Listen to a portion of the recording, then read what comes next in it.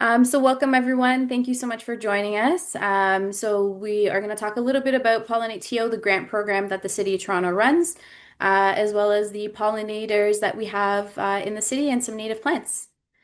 So just to start off, I wanted to do a really quick land acknowledgement. So all the work that we do at PollinateTO, it all has to do with restoring habitat, and honoring the land, which is an inherently Indigenous practice. So I just wanted to acknowledge the land that we're meeting on is a traditional territory of many nations, including the Mississaugas of the Credit, the Anishinaabeg, the Chippewa, the Haudenosaunee, and the Wendat peoples, and is now home to many diverse First Nations, Inuit, and Métis people. We also acknowledge that Toronto is covered by Treaty 13 with the Mississaugas of the Credit. Okay, so why are pollinators important? So pollinators, I just went to the next slide.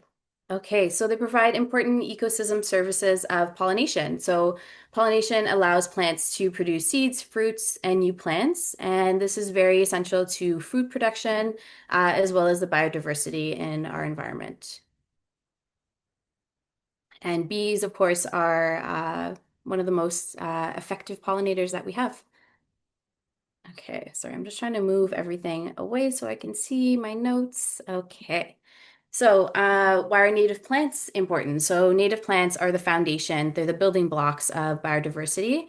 They've co-evolved with all of the plants and the animals, the insects that we have on our land. So, they're very important. They just have very important relationships and soil health. So, they can do lots of great things. They remediate soil by taking up contaminants in the soil. They have very deep root systems. So, native plants are very important in our environment. So what are ecosystem services? So pollinators provide services that benefit us. They benefit the food that we eat, the clean air, cultural practices that we have, so many different services that they provide us. They're important food sources for birds, other insects. So here in the picture, you can see an oriole eating a caterpillar. So there's a study that found that a couple chickadees, when they are rearing three young birds, they eat actually about 350 to 570 caterpillars just to rear three chicks. So they require lots and lots of caterpillars, lots of pollinators. And so if you want birds in your yard, you should attract insects. If you want insects in your yard, you should plant native plants. So food production. So you can see in the picture, the top picture is a grocery store with lots of fruits and vegetables. And then the bottom picture is one that has very few fruits and vegetables available. Because in fact, pollinators actually they pollinate 1 in 3 bites of food that we eat. So very, very important for food production. And on the right, you can see a little bumblebee on a tomato flower. So they're really great pollinators. So it affects food security as well. So this picture, you can see tomatoes in the grocery store for a very low price of $9, which doesn't sound very low to me. It sounds quite expensive. So pollinators directly impact food security, and food security is access to enough safe and nutritious food. So the cost of food would go up, the crop yield would go down. So everything would be impacted. Everybody would feel the impacts in their everyday lives, especially those who are struggling to already fulfill their basic needs.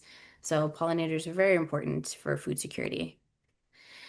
Stormwater and carbon sequestration. So native plants are extremely important to collect stormwater that falls in our cities. So the picture here, you can see a rain garden with a dry creek bed. So when it rains, the rain will kind of collect in a rain garden, and then it absorbs into the ground. So the native plants have extensive deep root systems. So they are really, really good at absorbing stormwater. Especially native grasses. We've realized that grasslands can actually realize their carbon storing capacity a lot earlier than trees. So that could be very important for a place like Toronto, right? So grasses could be easier to maintain, easier to plant in a big city like Toronto. As well as filtering stormwater. So native plants, because when the water filters through into the ground, they actually remove some of the contaminants, and it does filter the water before it enters our storm drains. And what enters the storm drains go directly into the streams and the lakes around us. So that, of course, is really good for the environment in general because we're filtering some of the bad stuff before it goes directly into our open bodies of water. So lots of really good stuff there. So who pollinates Toronto? So we have a lot of different types of pollinators. There's, of course, bees and butterflies, which we know a lot about, and we know that they're great pollinators. There's also birds, there's moths, wasps, beetles, flies, so lots of different types of pollinators. Native bees are the most effective pollinators that we have. Okay, so we'll go a little bit into some of the pollinators that we have. So, of course, we know all about the monarch butterfly. It's listed as endangered under the Federal Species at Risk Act. It's called SARA, and it's listed as special species of special concern in Ontario. So these butterflies lay eggs exclusively on milkweed, and the caterpillars, once they hatch out of the eggs, this is what they eat. They eat milkweed. Um, so it's actually called a larval host plant. So milkweed is their larval host plant. Adults, they feed on lots of different native plants. They can feed on goldenrod, Joe pye weed, yeah, lots of different plants. So they're not really picky on which ones they feed as adults, but as larvae, when they're really small caterpillars, they need to feed on milkweed exclusively. So here we can see an eastern black swallowtail. So they're beautiful butterflies as well. So the adults feed on very similar plants as the monarch butterflies. They can feed on milkweed, Joe pye weed, purple coneflower, so lots of different native plants. They love to lay their eggs on golden Alexander, which is another native plant that we have, but also on parsley, dill, fennel, carrot. So lots of different things that you can find in your garden. At one point, I actually brought home some parsley that was in my parents' garden, and I brought it home so that I could cook with it. And I left it in a cup with some water on my kitchen counter. And a day later, I actually noticed that I had an eastern black swallowtail caterpillar there, and it was just munching on some of the leaves. And I let it live there for for a day or two because it looked so happy eating the parsley. And then I released it back into the garden, of course. Okay, so here we can find the American bumblebee. So fuzzy bumblebee. It's very cute. So it's listed as special concern. It's in Ontario, so it's attracted to a variety of native plants as well. Goldenrod, columbine, trout lilies, lots of different plants. Um, it hibernates underground in decaying materials such as the leaf litter and the decaying logs.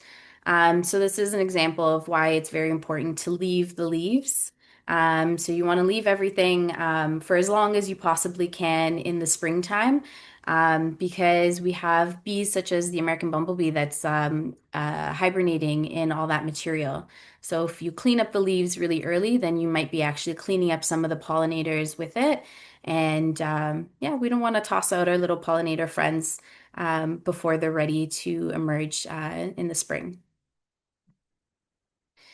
This is the rusty patch bumblebee, another very cute bumblebee. It's listed as endangered in Ontario. It's attracted to lots of native plants as well, bee balm, Joe pye weed, giant hyssop, and then a bunch of other brightly colored flowers as well.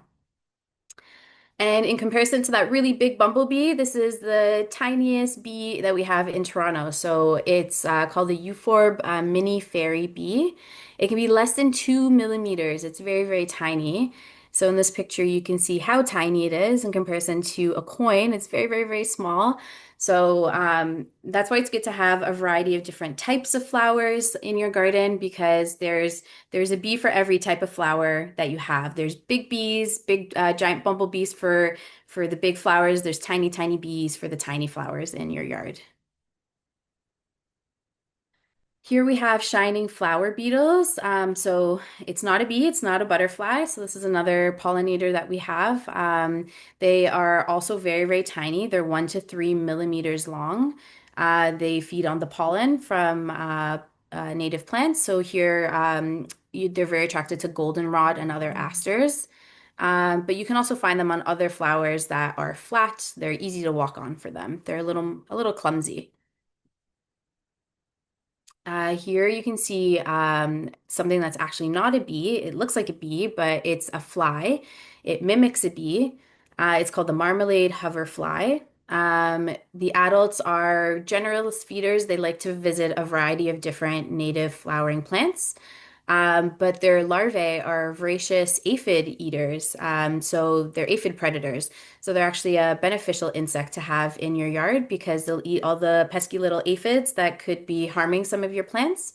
Of course, we know that all insects have a place in our garden. So even if you see an aphid and you think, "Oh, I wish I had no aphids because they're ruining all my plants," aphids are actually really important food sources for other animals, other insects, right? So, but this is a really great fly to attract to your garden because he could be eating all the aphids that are killing some of your plants. And then last one here, we have a snowberry clearwing. So this is a day-flying clearwing moth. It resembles a hummingbird. It's very beautiful. Has those clear wings. It's actually fairly large. And it's attracted to snowberry bush, bee balm, and honeysuckle. So lots of different pollinators that you can attract into your gardens if you just plant native plants. And if you're interested in attracting a specific type of pollinator or a specific one, like if you want this one specifically, so you can just plant whatever native plants that it requires. So whatever it feeds on, if it nests in a specific plant, or yeah, you can create your own little habitat by planting specific plants. Okay, so a little bit about the difference between Canadian wild bees and European honeybees. So we have over 800 species of native bees in Canada. A lot of them don't produce honey. Most of them don't produce honey. They come in a variety of colors and shapes and sizes. A lot of them do nest in the ground and they're solitary, and most of them do not sting. So a lot of people, when they think of bees, they're quite afraid of them and they try to stay away from them. But most native bees, they actually don't sting. So European honeybees, on the other hand, it's actually just one species. They're not native and they're highly managed. So they produce honey, they live in hives, in a colony, and a lot of them do. I mean, they can sting. They can sting because they're protecting their hive, right? So they have a lot of just very precious cargo inside that hive. They have honey, they have their young, they have the queen, so they're trying to protect their colony. That's why they may sting. But when we're talking about our wild bees, most of them don't sting. So when we're planting native plants, we're hoping to attract wild bees. And we do promote wild bees and not honeybees for that reason. So insects are already competing for resources in a city like Toronto. It's highly built up. There's not a lot of resources. So if honeybees get sick, you can just buy more honeybees, right? So they're just like livestock. But when it comes to our native bees, you can't buy them if they're not successful, if they die. Unfortunately, you can't just buy more. You just have to make sure that we're making environments that are just really good for them, successful, that they have lots of resources and they have places to nest and overwinter. And Toronto alone has over 350 species of native bees. So a lot of people don't know that. A lot of people think that it's just a bumblebee, a honeybee, and just a few bees. But yeah, we have over 350 native bees. So here's a picture of turf grass. It's struggling. It's not very healthy.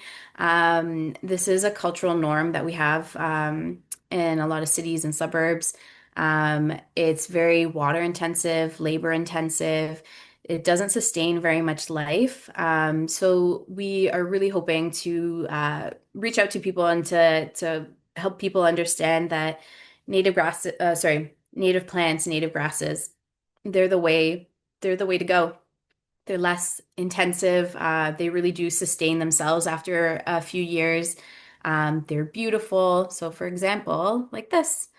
So, this is a native garden. It's full of life, full of color and texture, and it's a place that you can go for inspiration and happiness. So, you'll see a lot of things buzzing around in a native garden like this. It doesn't have to be a very large garden like the previous one I showed you. It can be a little kind of little patch. It's something that can serve as like a stopover while pollinators are traveling from one patch to another in the city. It's also really great for people who are just starting. They might not know a lot about gardening, so they don't want to plant like a big, large garden. They just want to start with like a little tiny patch like this. And yeah, it's a really great place to start, and it's still very beautiful. So as I previously mentioned, we have over 350 bees, native bees in Toronto, and then over 100 butterfly species. So the picture here, you can see green metallic sweat bee, and it's our official bee. So it's a really cool bee because it is bright green, green metallic color, and it's actually quite common in Toronto. So once you start noticing it, then you'll see how common it really is. You'll start seeing it everywhere.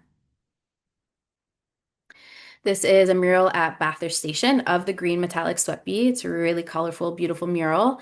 And we actually do have a PollinateTO garden right below the mural. So you can go check it out, see the mural, and go see what the garden's looking like at this stage.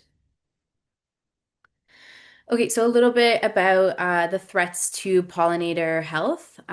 So one of the biggest things is habitat loss. We're constantly building in the city. We're turning natural spaces into pervious surfaces, and we're taking out all the plants and trees to create buildings. So that's one of the largest impacts. Climate change is another one. There's been lots of changes in climate patterns. There's a lot of erratic climate patterns. So a lot of insects, they rely on these patterns to complete their life cycles. So that really does impact insects as well. Invasive species in general. So there you can see dog strangling vine. So it's an invasive plant that is in the milkweed family. Monarch butterflies lay their eggs on dog strangling vine, but unfortunately, the eggs, once they hatch, the caterpillars come out. They don't have anything to eat because they actually only eat milkweed. They can't eat the DSV. So invasive species, again, all plants, all animals, they serve a purpose. Um, in this case, it was a plant that came from somewhere else, and we brought it here. And it just unfortunately was very successful in this environment.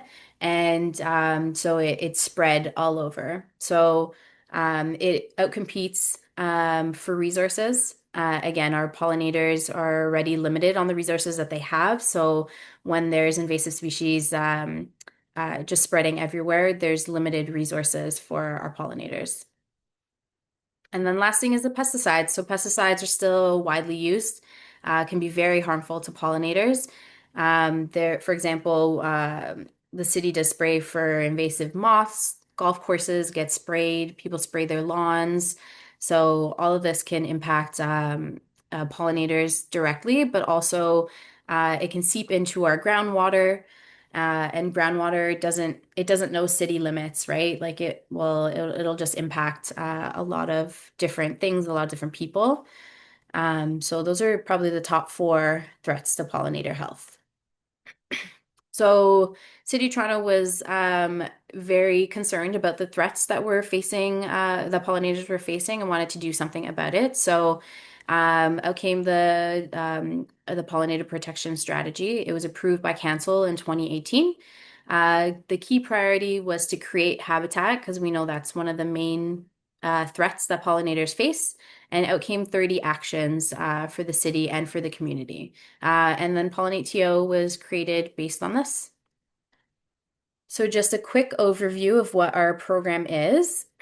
So in 2019, we launched PollinateTO. So it is a grant program. It's three or more people can come together to form a group. And we can give out up to $5,000 per project. The projects can be on private land or public lands. It can be to create new gardens or to update existing gardens. It's open to all nonprofit groups, so it's a very it can be almost anybody that can apply for a PollinateTO grant. We do prioritize NIAs, which are neighborhood improvement areas. So the city identified neighborhoods that are in need of specific community development and investments. So NIAs tend to have less access to green spaces, and these green spaces tend to be inferior to other areas in the city. So we do prioritize NIAs to bring some more pollinator habitat into these areas. And so for these groups, we just require them to have access to a water source, and then for it to be highly visible to the public. So there's not very many requirements for the actual pollinator garden, but these are two very, very important ones. So the goals for PollinateTO. So key goal number one, the key one is to create pollinator habitat. It's a key action in the pollinator protection strategy. Number two is to educate and engage the community. Many, many different ways to do this, and we'll go a little bit more into different ways, but yeah, engaging and educating. And then number three is to inspire others. So we're hoping to inspire people to go back to the first goal. So go all the way full circle to create more pollinator habitat. Okay, so who can apply? So, as I said, it's very open to almost every group. So, resident groups, tenant and neighborhood groups, indigenous groups, community groups. We have lots of school groups, nonprofit organizations, and charities, BIAs. So, basically, everybody who is nonprofit. So, for-profit groups cannot apply. Eligible project locations. So we can do new pollinator gardens. We can update existing gardens by adding native plants, enhancing it, expanding it. And then we love to see when people replace their lawns or hard surfaces with garden area. So again, creating pollinator habitat is our key priority. So we have many, many projects in school grounds, learning gardens, and this brings a lot of green space to kids that may not have green space around them. We have Indigenous education gardens and medicine gardens. So it's a great place to grow plants, medicine plants. So yeah, it's another type of garden that a lot of people create in the city. Pollinator gardens in pre-approved parks. We have a list of parks that can host the pollinator garden. So this is an example of a public area. So if you don't have like a front lawn, or if you don't have if you can't plant on a community center garden, like there's a city list of city parks that are pre-approved for you to plant in. Can be boulevard gardens. So there's strips alongside sidewalks where you can plant lots of like salt tolerant plants, and they can become really beautiful strips of gardens instead of it being kind of health strips that are just nothing can really grow in it and they're just really compacted soil. Boulevard gardens add a lot of color and beauty into alongside the roads. We can create a pollinator pathway. So this is when three or more properties have pollinator gardens in their front lawn area. So you can create kind of a pollinator pathway along the road, so little patches where pollinators have food to fly to, and pollinator habitat. So we have a couple really long pollinator pathways in the city, actually. There's one that goes from the waterfront north like 1 kilometer basically of like little patches of pollinator habitat.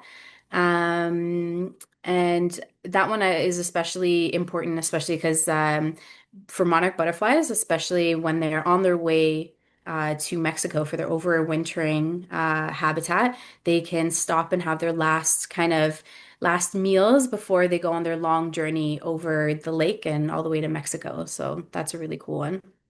And then lastly, rain gardens. Rain gardens are really great because they store and filter rain, as we mentioned before. They can prevent basement flooding. Um, they can look very different before rainfall and after. So yeah, they can be really beautiful gardens as well. So if you go to our website, PollinateTO, toronto.ca/PollinateTO, you can find a map that shows all of our gardens. So all across the city, this is an example of just like a small part of it.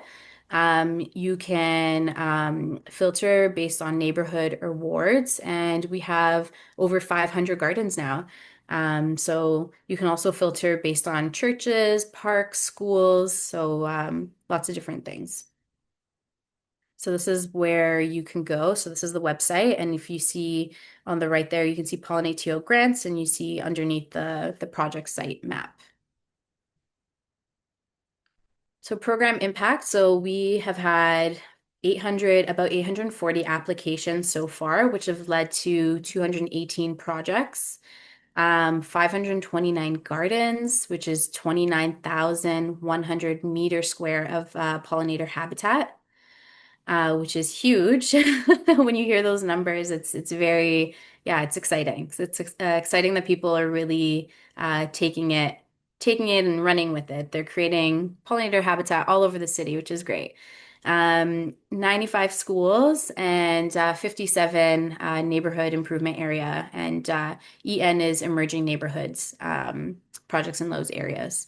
So yeah, it's always impressive to hear that.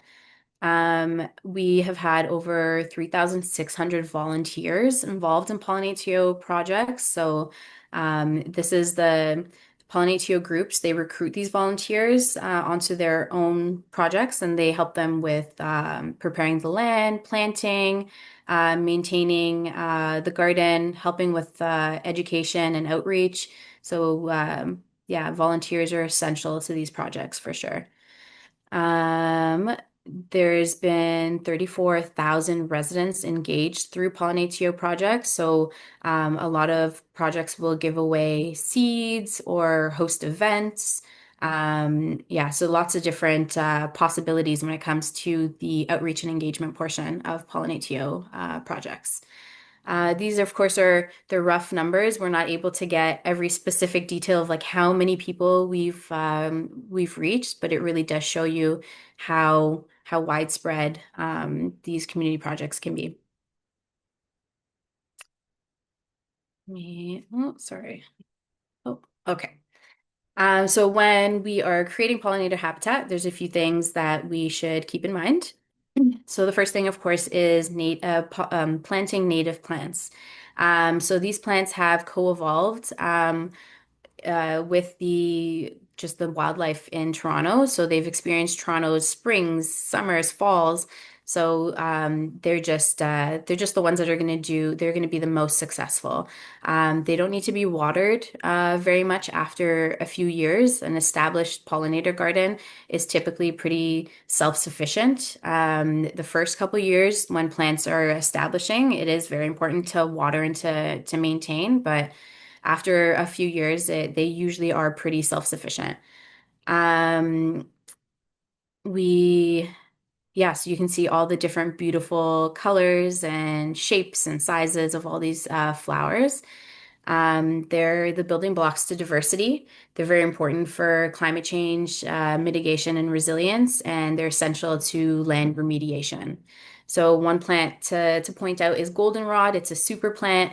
A lot of people think that goldenrod is responsible for hay fever, for allergies, but that's something that it's an old, I guess, misguided piece of information. It's not true. Goldenrod is actually a very, very important native plant, and it supports many pollinators in the city.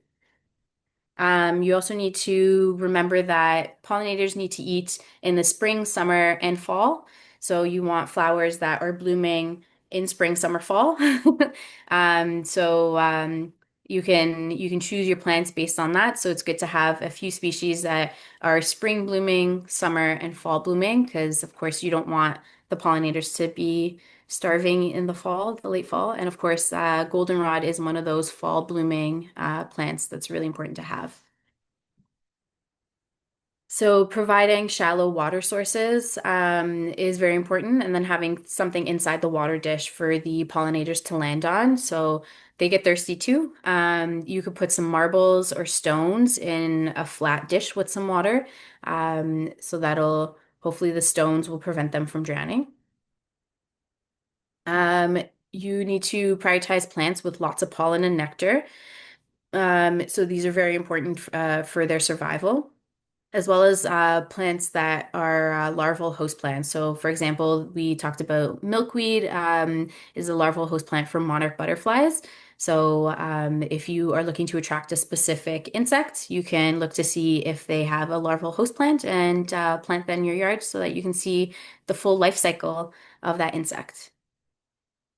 And then the last one is bare soil. So it's important to leave some space for insects that need to like nest in the ground or overwinter. So bare sandy soil, hollow stems, leaf litter, all of those things can be very important for insects for overwintering as well as just making their home in the ground.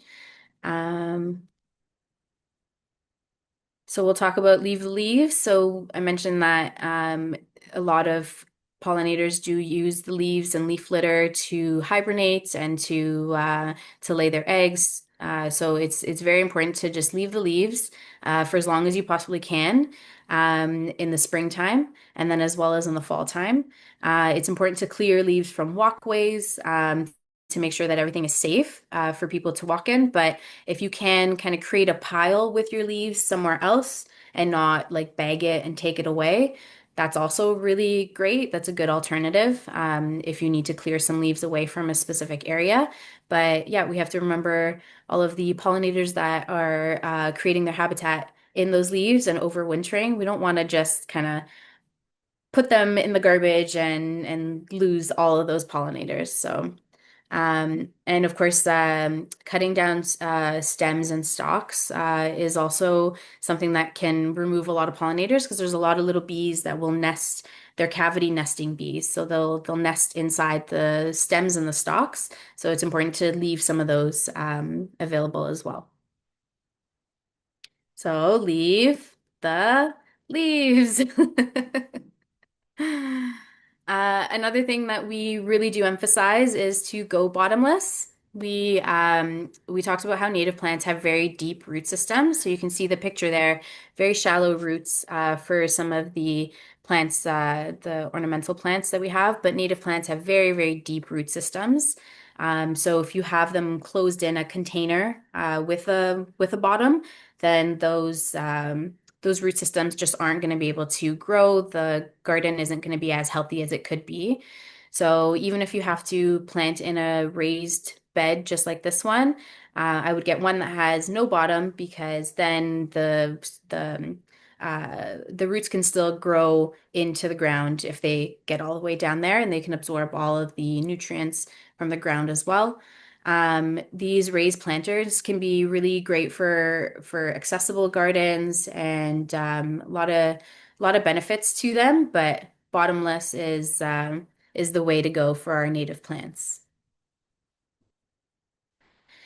And then a little bit more about the community education and engagement that we do with our projects. So there's so many different ways to go about it.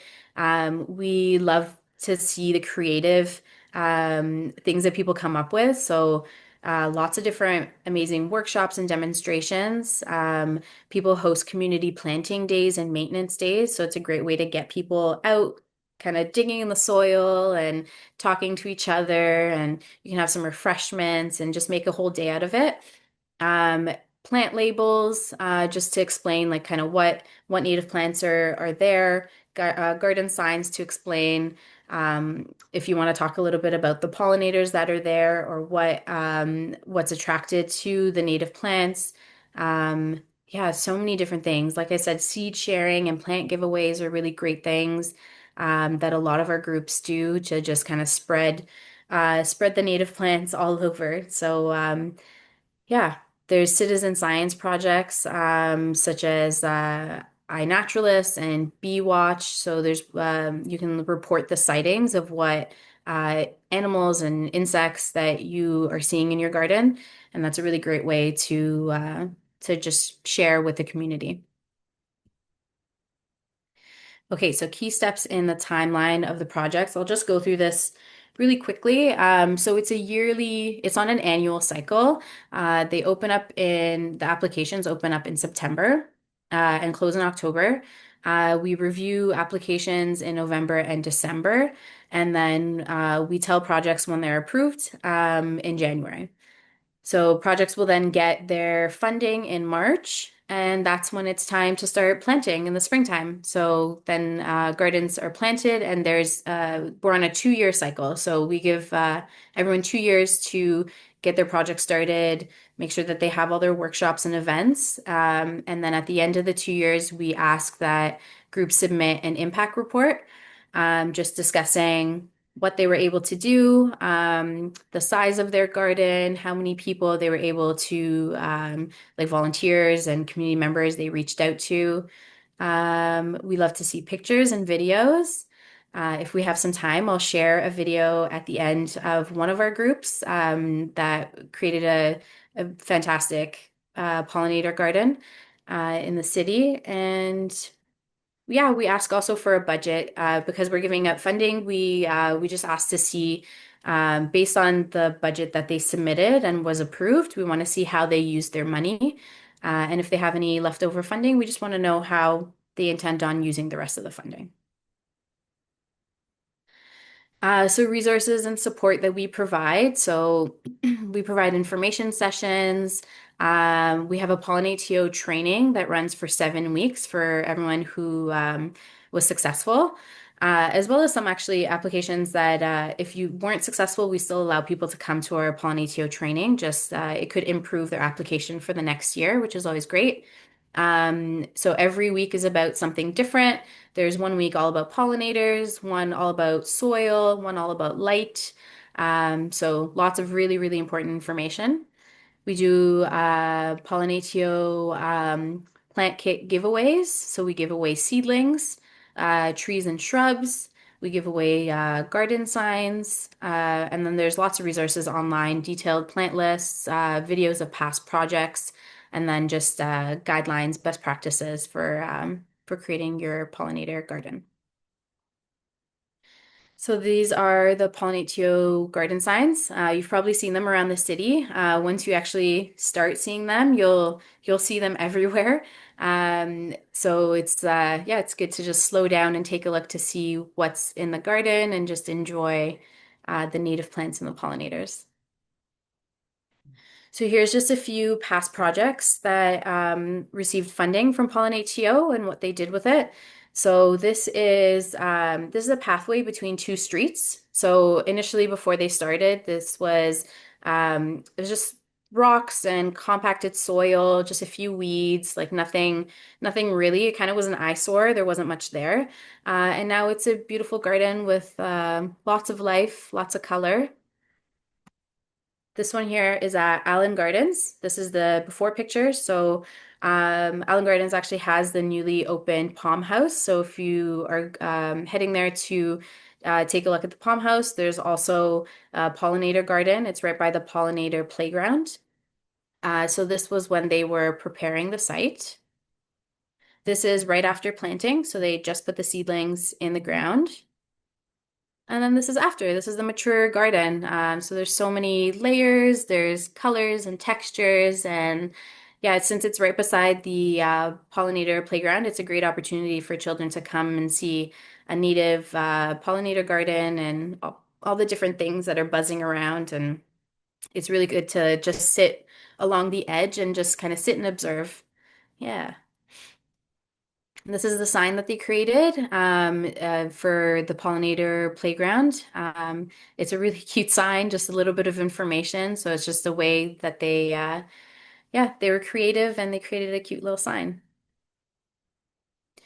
So this is Greenland School. The before shot like shows a lot of grass, compacted soil, so not a lot of life. It's just kind of just seems like a bare, open area that needs a little bit of help. And this is the after. This is their mature garden. It's so beautiful, so lush. The kids have such a great area to kind of learn and take a look, just spend some time in the garden. So yeah, you can even see the tree that's there. It's much healthier than before. I'll show you the before. I mean, it could definitely be a different time of year, but you can see that it doesn't look very happy. And now it looks very happy with all of its native plants around. This one is at OCAD University. They're actually expanding the site this year, which is always exciting. It's a very dense, like downtown space, and there wasn't much there, just some grass. And they turned it into a beautiful, calm space where people can hang out. You can sit on one of those stones and just sit and read or just think. So it's a really beautiful garden. So this is again, this is our website. Everything that you need to know about PollinateTO can be found here. Yeah, lots of resources, lots of information, and we hope you check it out. Just explore. There's a lot on there. Thank you.